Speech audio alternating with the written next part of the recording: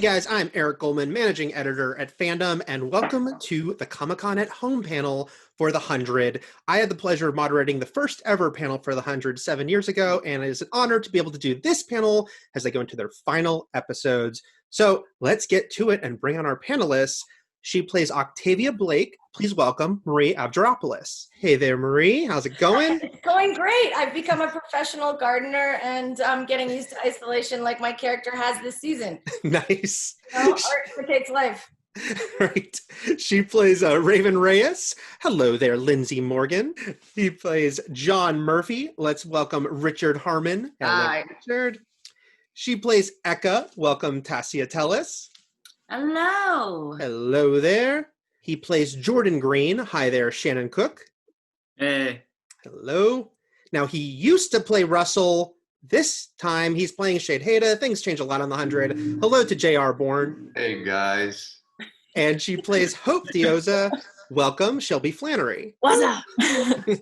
Freshman. And lastly, we have the 100's executive producer and showrunner. Hi there, Jason Rothenberg. Hey guys. Look at all those beautiful people. Hey Eric, how are you, buddy? I'm good. Thank you all for joining us today. There's a lot that we're going to try to pack in here as we talk about the final season of the 100. Jason, let me start with you. You're wrapping up this heavily serialized show. There's 7 years of it. So what were sort of your priorities this season as far as what did you want to accomplish? What were sort of things you knew you wanted to do knowing this was it?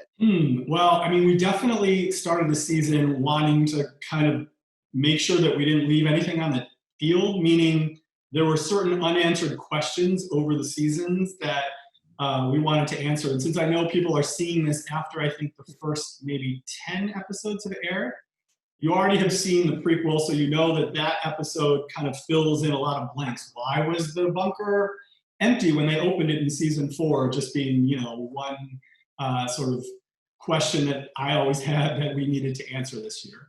And also, the ending of a story is the moral of that story, and we really wanted to say something with this season, which I think when people do get to the end and see how the story ends, they'll perhaps come to look at the whole series differently. We're not just saying people are awful and will do anything to protect their loved ones and kill anybody who's taken their stuff, which is unfortunately a big part of human nature.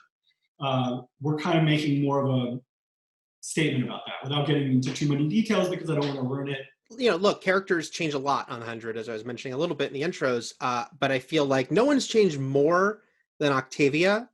So Marie, for you, this season interesting because she has this new family dynamic, and I feel like maybe she was sort of more centered than we've seen Octavia before. So what's it like for you to play this incarnation of Octavia?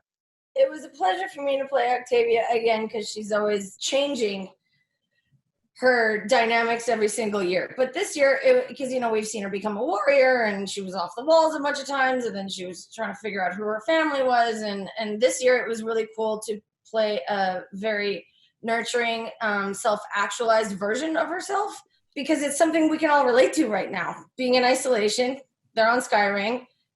She understands exactly what Bellamy meant all these years just by being in isolation, because when you're in isolation, you're forced to think about your own stuff. I won't swear.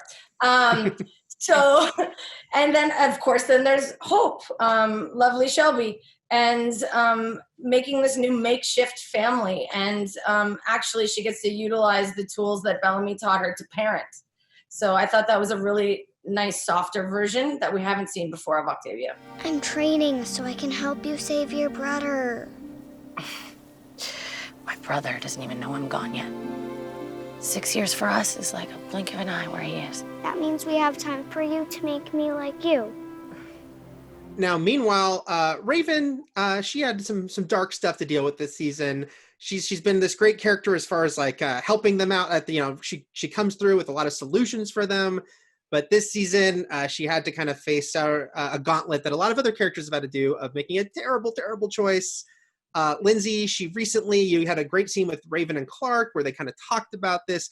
Where do you think her head's at now going forward? Raven's great in the sense that she is so smart, but sometimes being so smart, it doesn't always give you the opportunity to learn. And I think we saw in the last seasons, Raven was, Miss Morality and calling everybody out for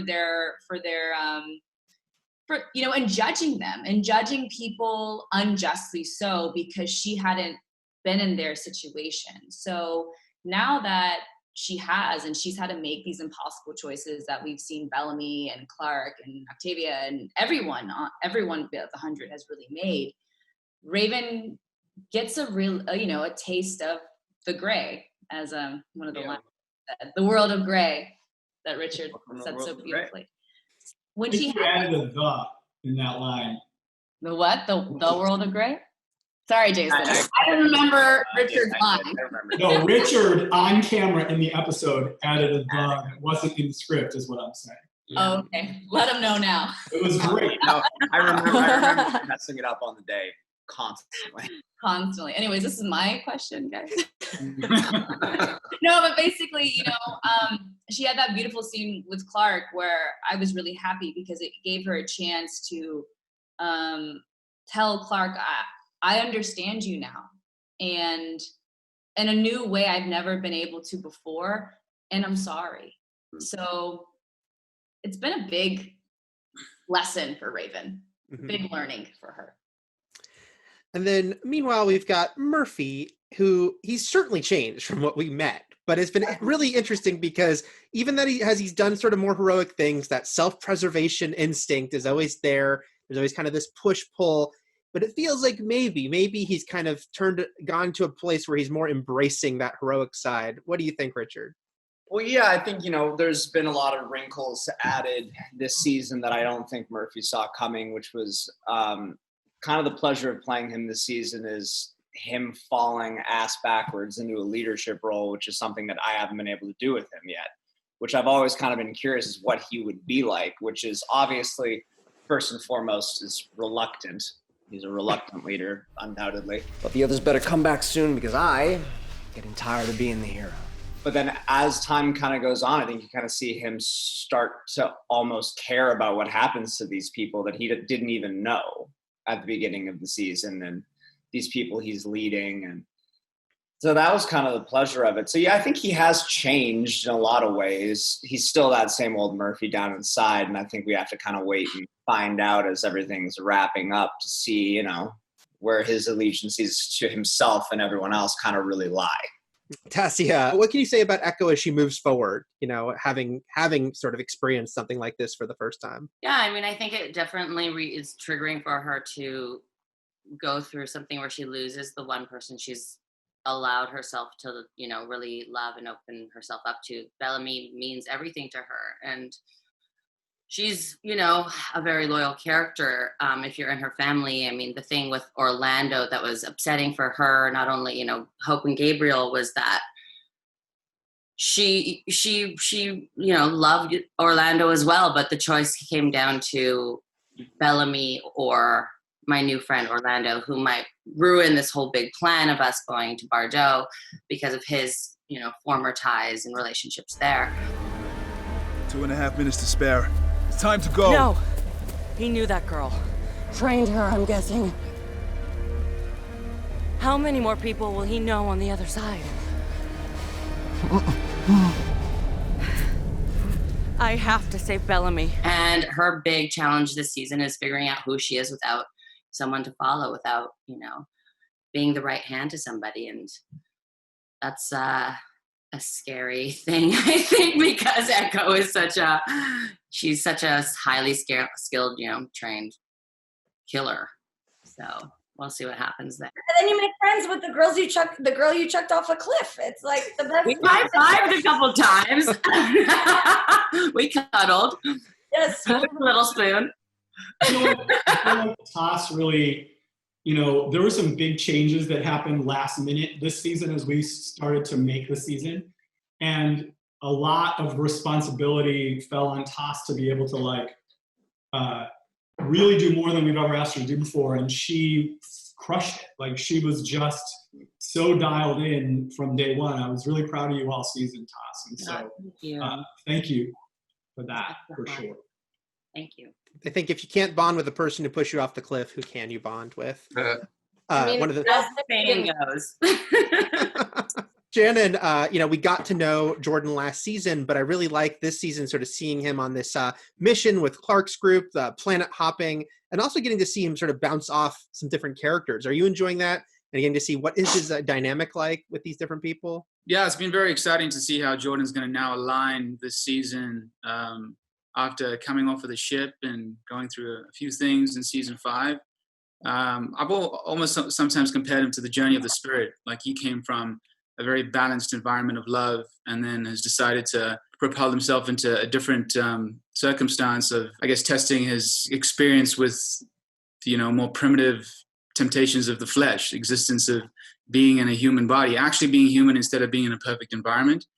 And he is very idealistic, especially coming from his background and wanting to do good like everyone wants to. But then, when you actually put to the test, as we've seen with Raven in the last few episodes, the decisions are not as easy. So it's interesting for myself as an actor and a person to see how I would experience or play Jordan in imperfection, because right now he's quite perfect and untainted. He hasn't hurt anyone yet or anything like that. And he has some parallels with Hope, who I find a very exciting character. They're both outsiders, but being an outsider, you bring a fresh perspective, a different perspective, especially because his baggage is different, his experience is different to what the whole crew has experienced together. But also trying to elevate what his parents were and what is his history and his what they were to what he will be as his own man. There's, after being adjusted, there's now more interesting things to explore. That's still to come. And real spirituality to Shannon as a person, and a sort of groundedness to him as an actor. And this season, he's really exploring really what's at the root of the culture in Bardo. Bardo is training, we now know, for this war to end all wars, what may or may not be the last war the human race ever fights. And he thinks that's crap. He doesn't believe it. He doesn't buy it. And he's, he saw something when he was adjusted, and it's definitely kind of got him on a journey that takes us all the way to the finale. And proves to be, I think, I won't say very much about it, but proves to be pivotal. JR, you are another great example of change on the 100. You've only been on the show for 2 years, and you've played 2 completely different characters. What was it like for you just even coming into season 7 and learning, hey, Russell's gone, you're going to be playing this completely different character? Has it been interesting for you to see this incredible transition? It's beyond interesting and beyond anything that I've, it's one thing to play different characters on different shows, but to do it on the same show with the same sort of family, that was a brand new experience, and what a gift. It was a lot of fun. You're doing so well this season. Oh my God. It's so fun to watch you. So fun to do. Great to watch too. I mean, obviously, I get to see every take of every performance, and JR gives us choices. And I have to say, there are some huge Shade Hater moments, and he's called me and he said, am I doing too much? Am I going too far? And my answer has been, listen, I feel like you have to go for it in order to find it, And so he definitely, talk about leaving it all on the field. He definitely leaves it all on the field. There's nothing unexplored. I often choose a lesser big version, but maybe on the blooper reel we'll show some of the Shade Haters. On and off the field, I've seen JR offset by his trailer running his lines, and I just really thrive, fed off of your passion, running your lines, and you breaking down every word and how present you were in every single take, and on camera, off camera, alone. I'm spying on you, just absorb your energy. It was really a thrill to work with you, JR.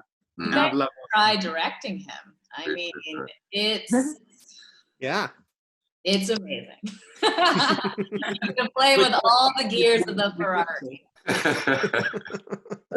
Shelby, we got a glimpse at hope at the end of last season, but what was it like for you to really kind of jump into this show 7 years in? It's the final season, but be very immersed. Your character is obviously a big part of the season. So was it a kind of just hit the ground running situation? Yeah, I mean, I got super lucky though, and you see her whole childhood like pretty much immediately. Yeah. So I got to, as I write my bio and as I'm getting all this this beautiful, beautiful context of her life, it made it a lot easier for me.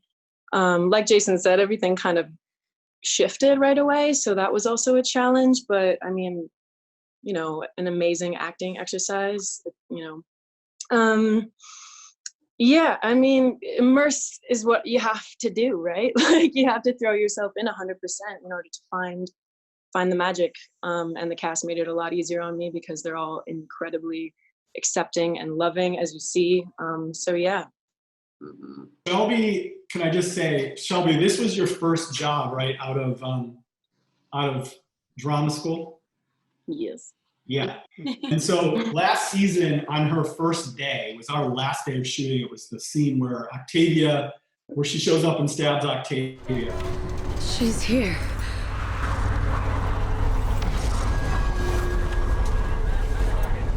Dioza?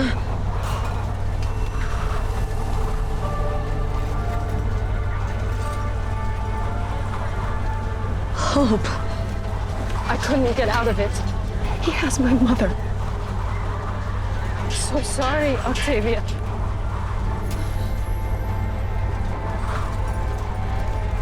Octavia, what's happening? Be brave. Tell him it's done.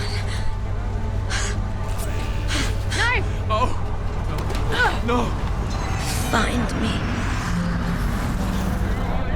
Octavia. And it was like a 16 or 17-hour day, which is ridiculous. And everybody was tired and everybody was cranky. And I feel like I had to apologize to her afterwards because on her first day of work, it was like the biggest show day we've ever had. You started shooting at like 8 a.m., right? Shouldn't have, but it did. What better way to get introduced to the 100, though?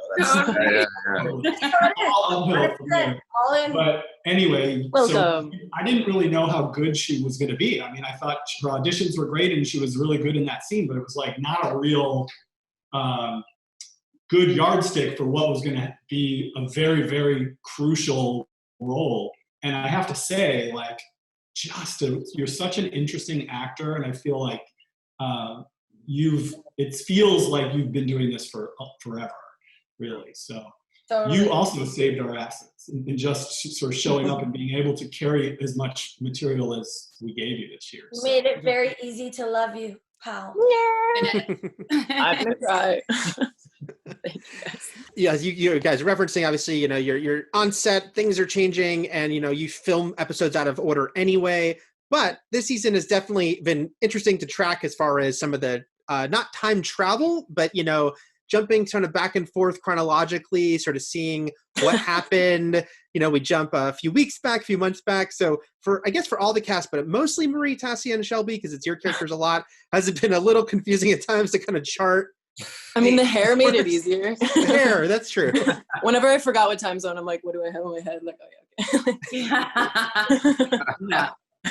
Yeah. It was that one episode when it was like 2 time zones parallel. That was a bit confusing, yeah. But who wants to answer that one first? Do you guys all have crazy writing on your trailer wall to try to track it? They actually had a good one in the hair and makeup trailer that I would just that was my little cheat. Yeah, it's like when you read the funnies in the morning and then there's the crossword puzzle and you can kind of okay, and then start your day like that. So obviously everyone couldn't be here today, but we have a very special message we'd like to play from a couple of people you are definitely going to recognize. Hi guys, Chuku here. Just wanted to jump on and say I'm so sorry that I couldn't participate in the panel. I really wish I could have been there. Thank you for watching the show. Thank you for supporting the show. Thank you for getting the show to season 7. Without you guys, this wouldn't be a thing for me. The show wouldn't be a thing. You guys are everything. So thank you. Stay healthy. Stay happy. Sending you love. Hey guys, I hope you're enjoying the 100 panel for Comic-Con at home. I know that personally we've both had an amazing time at Comic-Con over the last 7 years representing the 100. And it's been great getting to know all the fans over the last 7 years and seeing you all grow up into fine young adults. Hopefully, when it's safe to do so, we'll get to do it again. Absolutely. Be safe out there. Wear a mask. I've got my hat. Wear a hat. That's optional. Optional. And may we meet again. Bye. Bye. Thank you guys so much for that. I do have a couple fan questions I want to put in here for some folks. And so at Donnie Lederer asked that how the show from the start had no qualms about killing off characters audiences had grown attached to. So he wanted to know, were any of you ever scared that the storyline was leaning that way for your character? Or did you come to peace with that possibility early on that might be your path on the 100? You gotta be at peace with it, for sure. Am I the only one who like had kind of constant fear that I was about to get killed off? I didn't know I was going to be so good episodes. I was like So every script, every script that landed, I was like, it's today. I was so hoping, Tassi, you were going to say, was I the only one that never had a fear I was going to get? Like, God, I felt pretty relaxed. If I ever call you guys for anything, is that what you're thinking? Is this that call? Yeah, I don't like seeing your name on my cell phone. I'm like, why is he calling me? I know I'm the Honda Civic that just keeps going. I see your phone number, I'm like, oof, what did I do now? A Honda Civic that just keeps going. That's well, they do. They're great on gas. They keep going. They're consistent. Oh yeah, those things are They're like golden retrievers. I just remember season 4 when Raven was like losing her brain was deteriorating. Mm-hmm. People on the crew started saying goodbye to me. And I was like, should I be worried? Like I'm gonna die soon. Shannon meditated and had a conversation with the universe. He knew he was safe. So I made peace with it. Yeah. Yeah, I thought I died when I got stabbed. I wasn't sure, but you come into the show and you know that it's like an ensemble. There's such a big story. So, you know, Christopher gave me some advice on keeping that in mind, what the show is actually about. And you're ready to die. I thought I died for a while, but it's not personal. Maybe Murphy in season 1 too. There were. I thought you were going to kill me, or you called me to set 2 scenes before I had to shoot on my last day of shooting for season 1, and it was getting stabbed in the leg. And I was what did I say to you? This is going to get really bad. And they're like, Jason wants to talk to you on set. And I was like, oh, is it time to like do the scene? They're like, no. He just wants to talk to you. I was like, oh, he's going to kill me. Sure. Well, it was a good run. It was great. I thought you were going to go like, it's no longer your leg. It's going to go right into your neck. So thanks for sticking around for the first season. And then that was the day you told me you wanted me to be a series regular. Aww. Yeah. I cried. It was the opposite. I kept watching because I was just dying for Murphy to die before I was on the show. And then I kept watching because I already liked Murphy. How did that happen? We obviously have said goodbye to a lot of people along the way on the 100. And we actually have another video we're going to show you right now. You might recognize some of these faces. Hey guys, it's me, Sarah Thompson, aka Josephine Lightbourne, my better half. We're doing good. We're up here in TV heaven, and we're having a blast. But I miss you guys, I have to say.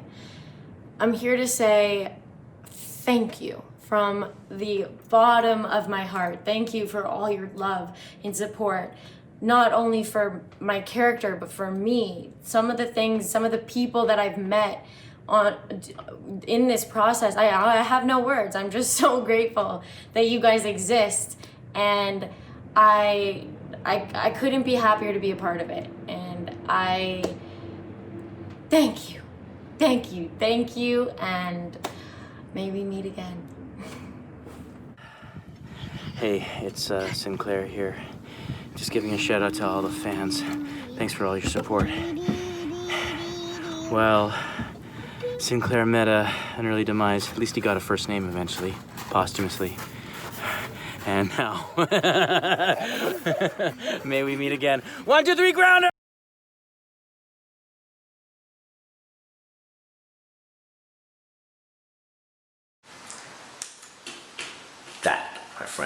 is game. That, my friend, is poison sumac. Jeez, Finn, thank you. Don't worry, they're not dangerous. They're medicinal. Calming, actually. Hey, you wear glasses? Nope, 20/20 vision. Finn gave it to me. He said I look cool. No. Okay, I gotta know what you did to get busted. Sumac's not the only herb in the garden, if you know what I mean. Someone forgot to replace what we took. Someone's apologized like 1,000 times. Okay, you were saying? Can we eat it? Guys, I'm kidding. Good. May we meet again. Oh, hey there! You may recognize me from such seasons as 1 through 5 Harper McIntyre. What up, San Diego Comic-Con at-home version? I'm Chelsea Reese, sending you love from Vancouver, Canada. I haven't seen you in a while, not since season 5. But I've been following along because I'm also genuinely a fan of the show. So thank you, Jason Rothenberg. Thank you, CW Network. Thank you, Warner Brothers, for creating a show that makes me feel empowered, strong, and kick-ass as a female. I didn't know if I could swear there, I got quiet on it. Thank you for creating such a wild ride that makes me feel like 5 minutes into watching, I've just hit the treadmill at the gym. And thank you, fans, for following along in such a wild journey. Thank you for your support. Your support helped me grow, helped Harper grow, helped her love with Monty grow, which grew into Jasper, and, well, they saved humanity, so, I mean, you're welcome for that. Thank you, everyone involved. This truly has been an experience that I'll never forget. It's a lovely moment in my life, and I hope that it's a memorable one for you too. May we meet again. The 100. Oh man. Wow. 7 seasons. That's amazing. When I think about the 100, I think about 3 things. I think about that pilot script and what Jason was able to put together there. It was so fresh. It was so new. It was like nothing I had read in any other pilot season. And I just, as soon as I read it, I knew that it was going to be, extremely successful. And then as my auditioning process started to go along and it looked like I might actually have an opportunity to be on the show, I was really excited because it was just so unique and creative and just inspiring. And the second thing I think about is the cast. I mean, I can't name everybody, but just Eliza and Bob and just so many people that I got the chance to spend time with when we were up there shooting, and they were just such great people, just so hardworking, just so loving and so caring and just such nice people. Devin, hilarious. And the third thing and the most important thing that I think about and the thing that I always take with me and keep with me the most are the fans. You guys have been so amazing and so supportive. My run on the show, it was special to me, but it was, I feel like, even more special because you guys kept it alive and you guys made it special and you guys continue to reach out and continue to tell me how much you loved Wells and you loved the character and how much that tone continued throughout the show and had an impact on the rest of the series. And so as an artist, that really makes me happy. So I love you guys, and it's been quite a journey. And yeah, all right, take care, all the best. What's up, the 100 fans? It's your favorite character, Charles Pike.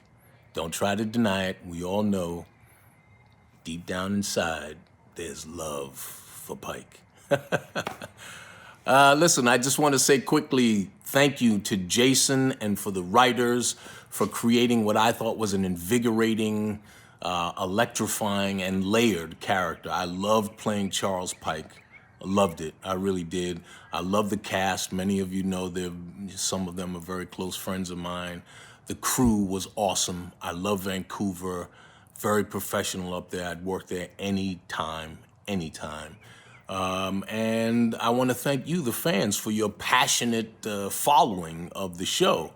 And whichever way you went, we know that 98.999% of you went against Charles Pike. It's okay, I'm an old man, I can take it. I'm glad that I had the opportunity to be a part of such a great show, and I hope you all enjoyed this send-off because it's for you. So thank you very much, and you guys take care of yourselves. What's up, what's up? It's your boy Zach McGowan here. You might know me as Roan, or Prince Roan, or King Roan, or one of those. Just sending love to the 100 fandom. Thank you for embracing me as a character and as a person, as a part of the fandom. It always means so much when people embrace you for not only your work, but for who you are in reality. So, sending so much love your way, right back at you all. And, if you ever see me out and about, don't be afraid to say what's up. Until then, may we meet again. Hi, everyone. This is Nadia, or Luna.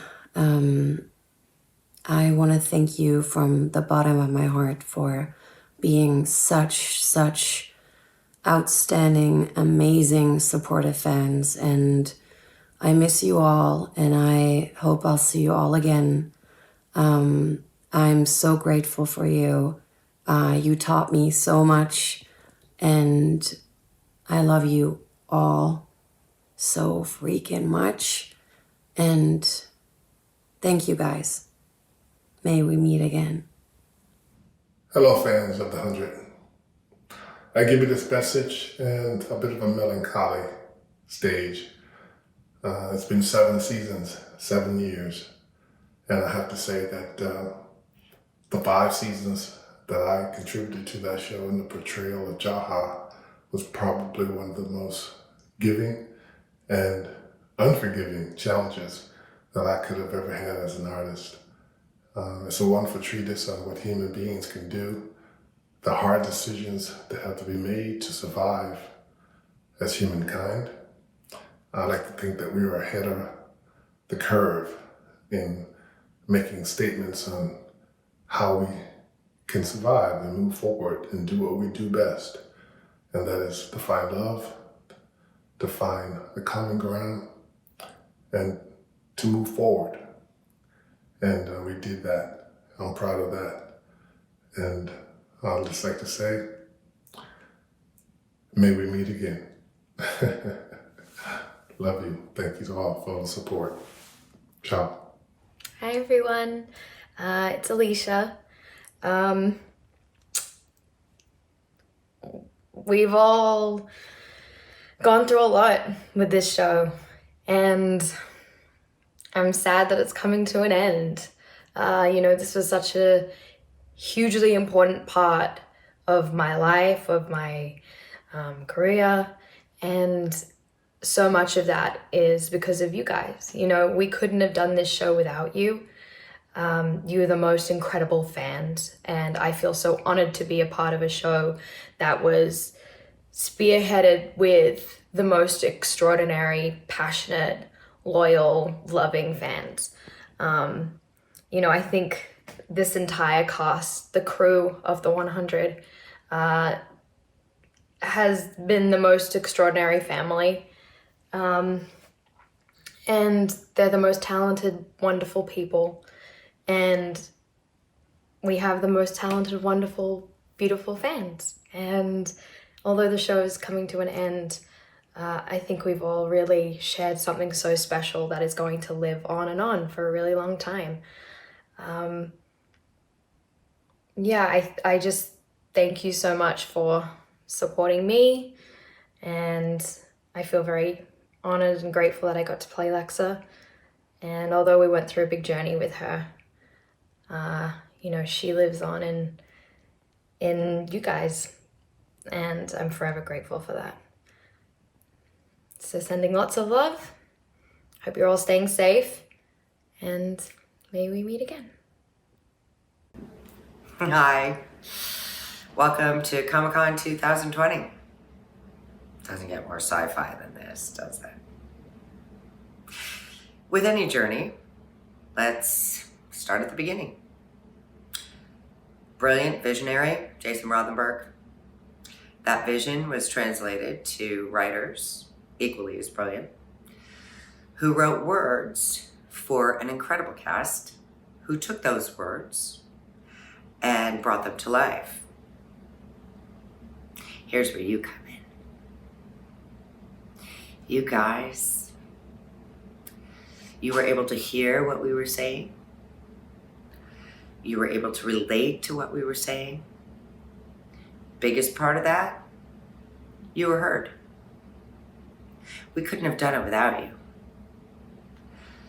I was heard, every actor was heard, no matter if it wasn't the same sci-fi vision, we were all heard. We couldn't have done it without you. Everyone knows that. So with complete gratitude and love, I say thank you for hearing me. Thank you for letting my message, Jason Rothenberg's, all of the writers, all of the actors, thank you. We couldn't have done it without you. Brilliant line, hope is everything. Truly. Keep your hope. Not may we meet again. We will meet again. So we have another fan question here from Mikey SR99, who asked, did you take anything from set? I know one of you did, because we saw...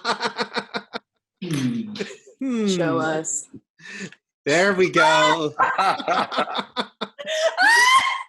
I'll see you, Murphy, and raise you one flame box. Oh, you have the flame box? That as was the one thing I wanted. Alexa fell. The one that I want my sword. Damn it! I want my sword.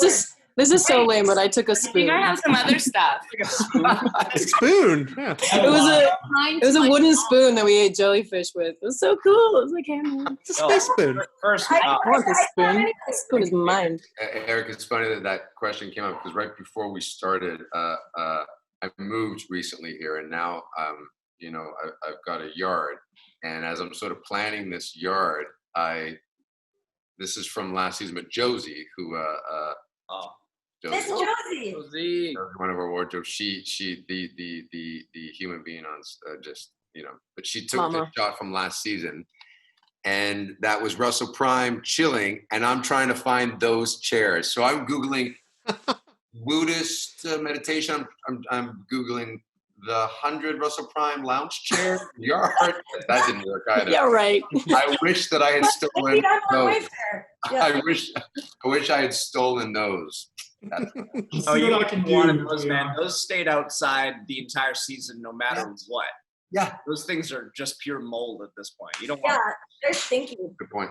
You do not. I Want took home my Raven iconic orange jacket from season 1. Hell yeah! And I took my leg brace, which I won a bronze. Your leg brace? I want one of my. I'm the only one that got nothing.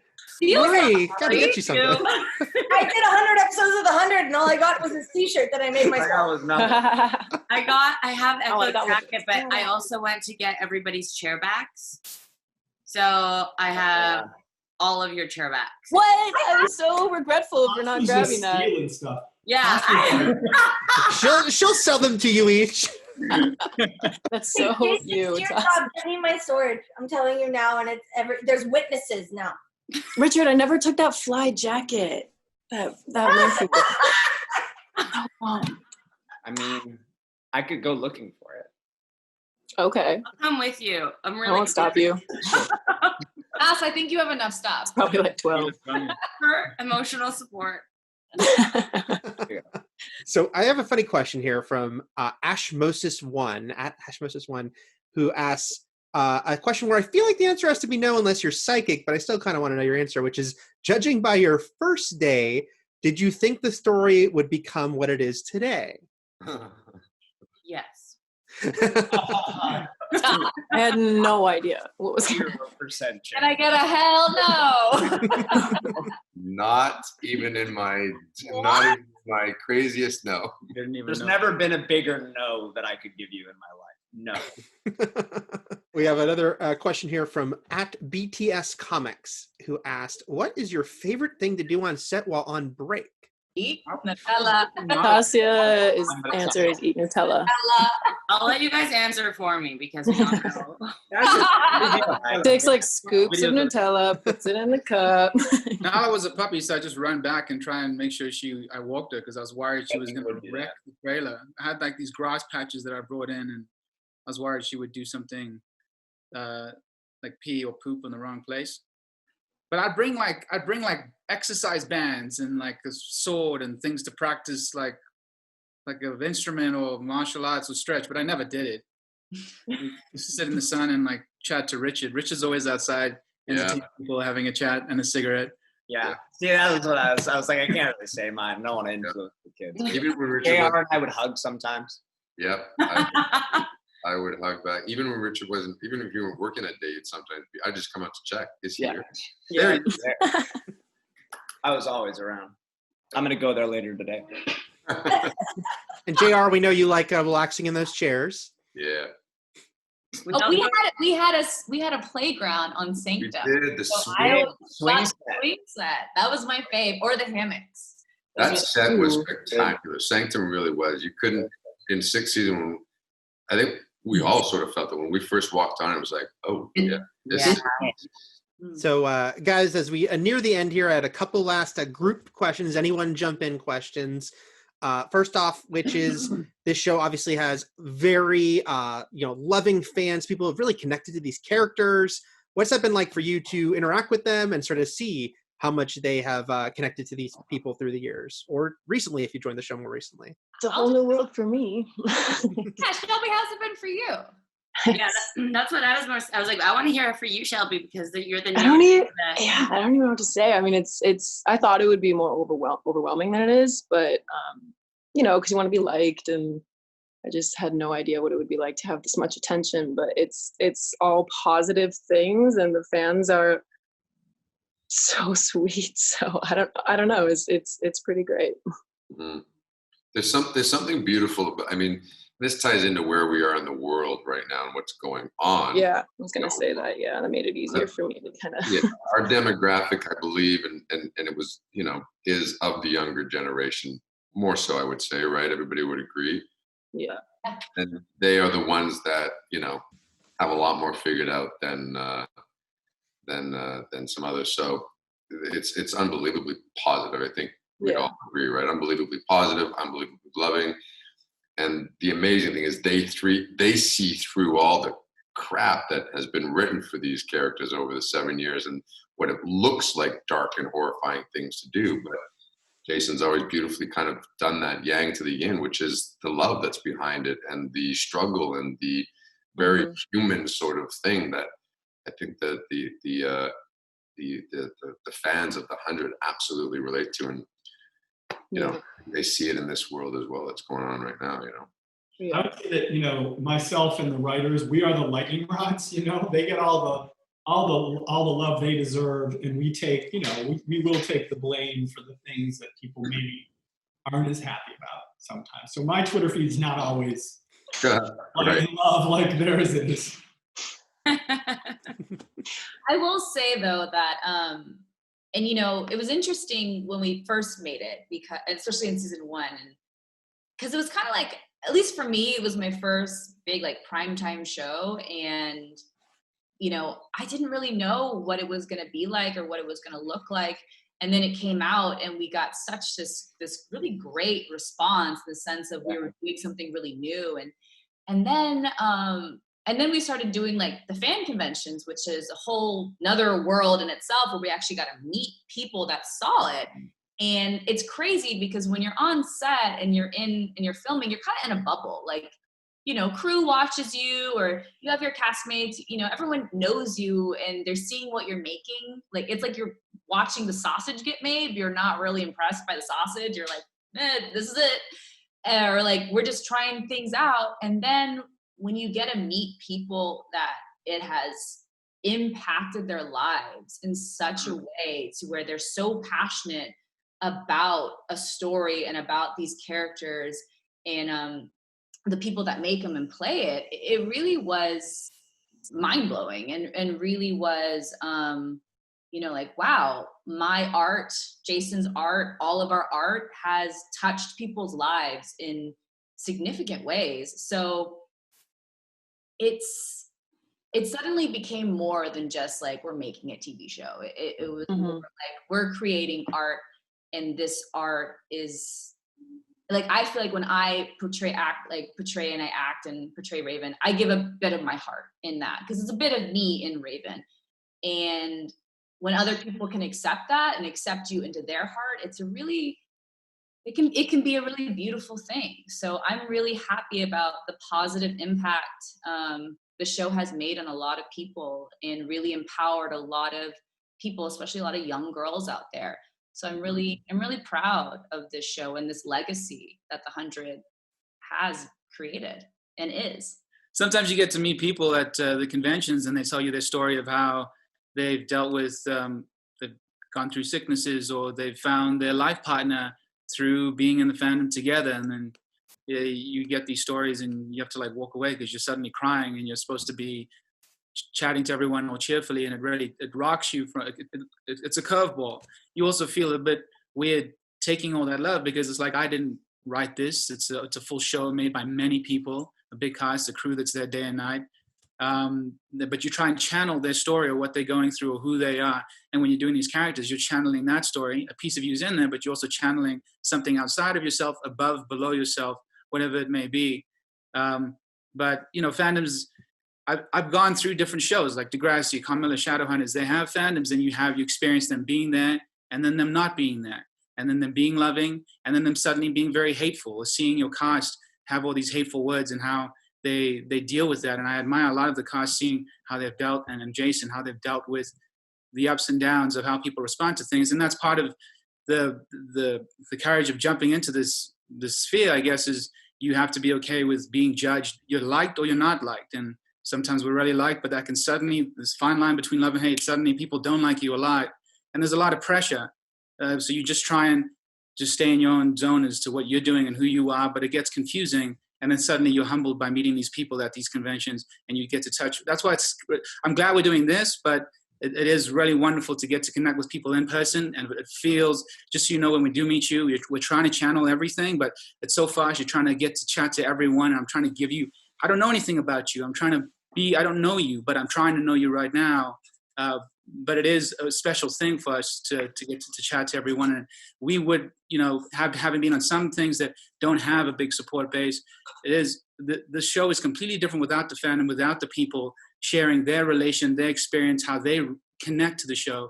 You are a huge part of all of this. So I thank you. It's been a short run for me, but it's been very inspirational to see everyone before, now, and after, to see everyone working and to connect with you all. Well, it's completely synergetic, isn't it? Like an actor needs an audience. And going back on what you said about, the fear of not being liked sometimes, it's like that can get in the way. But paradoxically, that's also why people who watch it fall in love with a character, is because they're human.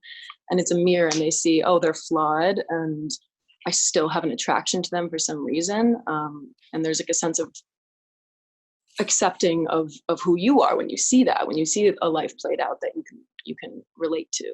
That's why acting is like the world's most personal art form, in my opinion. I think it's also just story. Like, I think we as humans naturally gravitate to story because it's easier for us to comprehend our lives. Like, I think we're always trying to understand ourselves more, our lives more, our world more, each other more. And when we see stories, they inspire us or motivate us or resonate with us. And, it's very, like Shelby was saying, it's deeply personal. And, like I said, I'm very proud of everything we've been able to create over the last 7 years. Cassie, I think you were going to say something a minute ago. I was just going to build on that kind of synergistic relationship that one makes with the audience, because it definitely came as a surprise to me. I didn't realize how much inspiration I was going to receive from the audience, and how much love and support and enthusiasm, and that together we've done a lot of beautiful things, you know, as a collective because of the show. You know, we have Eliza's school in Kotao. We have like Sachin's anti-bullying campaign. We have all like Lindsay, you do work in mental health, and everybody has, you know, something that they're standing for, and charities and organizations, and fans have come up to me and they've, you know, decided to raise money to save like pandas in Japan, and all of these beautiful gifts, because there's so much enthusiasm and so much love and so much support behind us from the show. So that's been just a huge part of the joy of being a part of this series. Absolutely. I just think equality is so important, and I'm just so happy to be proud, and I know all of you and my wonderful castmates that I've had the wonderful opportunity, and Jason, you as well, and everybody else behind the scenes that have just made this collaboration work, to be part of a diverse show that's been diverse since day one. So I think that's really important, and I'm really proud to be a part of that team, 100%. And as women too. Guys, we are all out of time, but I want to thank you so much for being here today. Thanks for everyone watching. The 100, of course, airs on Wednesday nights. We got a few more weeks to find out how it's all going to end. Very excited to see it. Guys, thank you again for being here. Thank you. Thank you. Take care, gentlemen. Bye, guys. I miss you Bye, all. everybody. I miss you guys.